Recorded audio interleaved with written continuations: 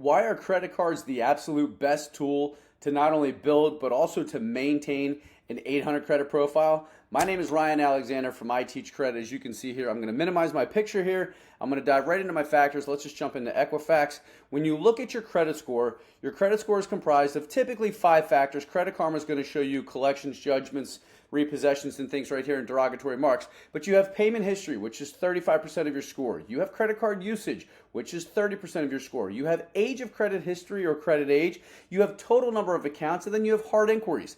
Credit age is 15%. These are both 10%. So when you look at these and you look and you say, well, what do credit cards influence? Both payment history and credit card usage, as well as credit age and total accounts.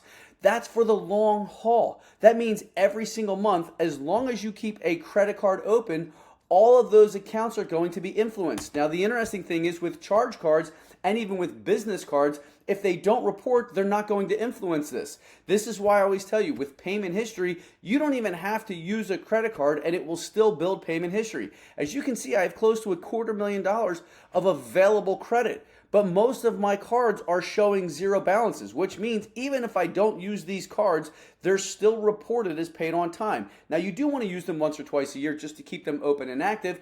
That's going to help to maintain a good credit profile and to keep those cards open forever or indefinitely.